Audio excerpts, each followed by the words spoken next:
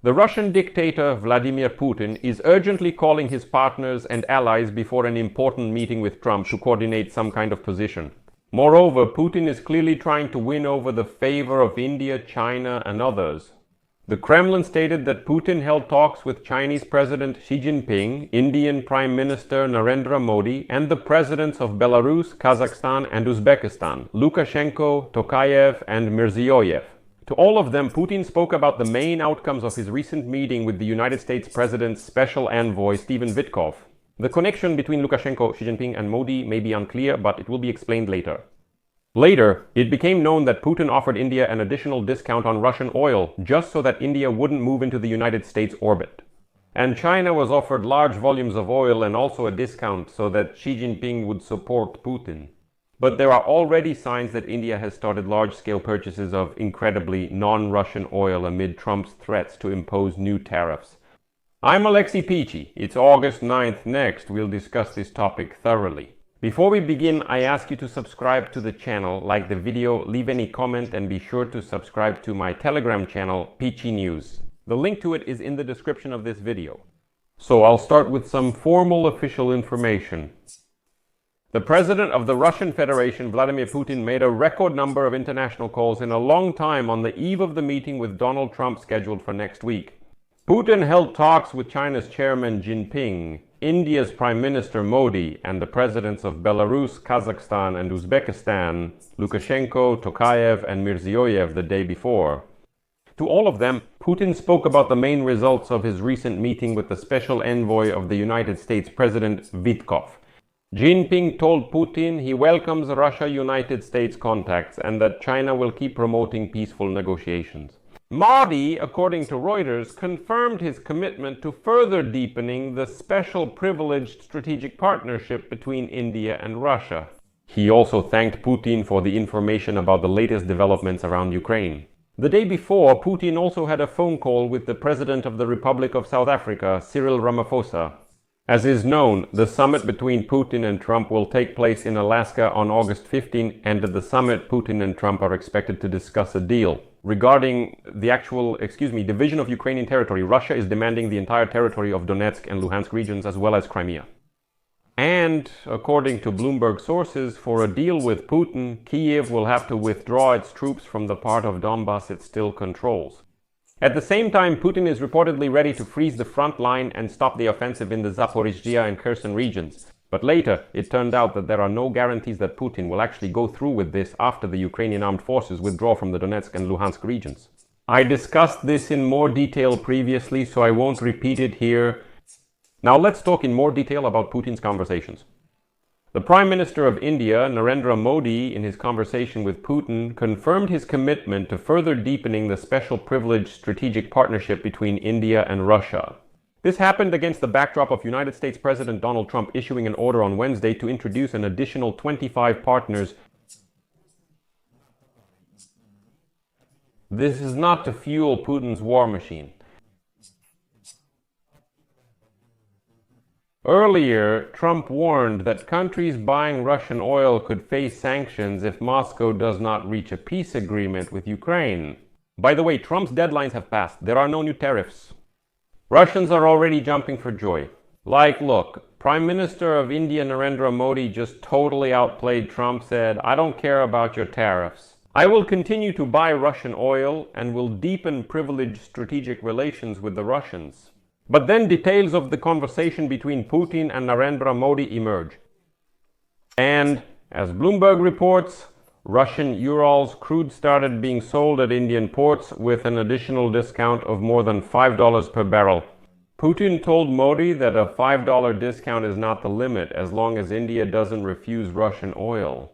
And now, the head of crude oil analysis at Kepler, Humayun Falakshari, expressed the opinion that the trend of falling prices will continue and Putin will keep giving discounts. This is related to the uncertainty regarding Washington's actions. They also add that the whole situation allows Narendra Modi to demand any concessions from Putin, and Putin will most likely agree to them. At the same time, it became known that India's largest state-owned oil refining companies, Indian Oil Corporation and Bharat Petroleum Corporation, have already purchased at least 22 million barrels of non-Russian oil for delivery in September and October. Ahem. Reuters reports that Indian state-owned refineries have hardly participated in the spot market since 2022, purchasing Russian oil instead. After Russia's full-scale invasion of Ukraine at the end of July, these companies suspended oil purchases from the Russians under pressure from the United States president. It is known that India has already started purchasing American, Brazilian, Libyan, Middle Eastern, and African oil. India has also made test purchases and started signing contracts to buy oil from Canada and Nigeria.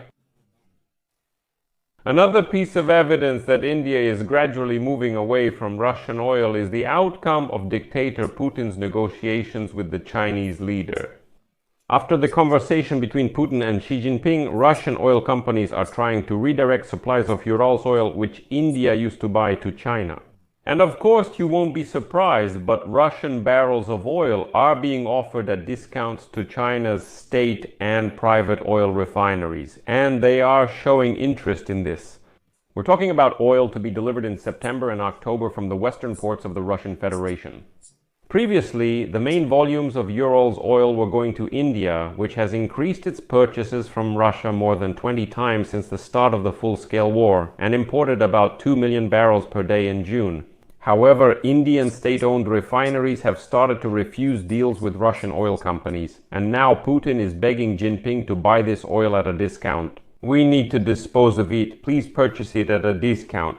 But according to analysts, although some Chinese refineries have purchased a few batches of Urals at a discount, while India has significantly reduced its spot purchases, it's unlikely that China will ever be able to absorb all the excess Russian barrels. Time there. Putin's talks with Lukashenko were clearly aimed at having the Belarusian dictator, just mess with people's minds. You know, I won't voice all the nonsense that Lukashenko was spouting yesterday, August 8, but I'll give you just one quote. One quote from Lukashenko that shows just how senile these old men in power are. Have lost their minds so much that they think everyone around them is an idiot. Dictator Lukashenko insists that he didn't know Russia would launch a full-scale invasion of Ukraine on February 24, 2022, and after that, it's a miracle. Lukashenko claims that Putin did not attack Ukraine on February 24, 2022.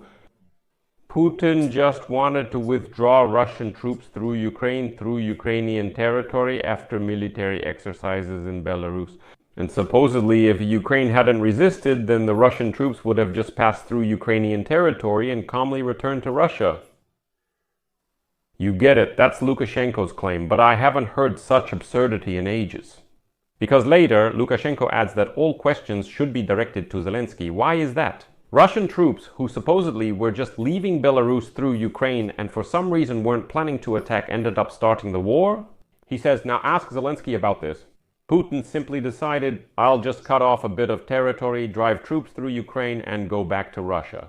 Lukashenko claims the war started after questions were raised for Zelensky, but doesn't provide specifics about Ukraine's role. I'll just end by quoting Lukashenko himself. The exercises ended. They took place in the south at the Brest and Baranovichi training grounds. Remained. If you want, you can take a look. No, they started to withdraw. The troops, they started to withdraw the troops. This is, if you imagine Homel in the south, somewhere by plane, but mostly by train. It's almost right on the border with Ukraine. At some point we turned. To the right? That's right, we turned south. To the right and along. The border is very difficult, mostly swamps and dense forests. There are several such places. Plus, it's a radioactive zone. Chernobyl, absolutely. That's right. Well, that's their zone over there. They passed through our zone along the old Leningrad-Odessa road, somewhere along that, and entered Ukraine. During this withdrawal, well, it was literally just a few hours. I always say this. Do you know why suddenly the troops from the Eastern District, from the east of Russia, were there? Why did Russian troops go through Kiev to the east of Russia? Why did Putin withdraw them through Kiev to Russia? That's a question for Zelensky and Putin. And I'll leave it at that. Share your opinions and conclusions in the comments below this episode. Subscribe to the channel, hit the bell, and don't forget to like. That's all for now. Take care. See you next time.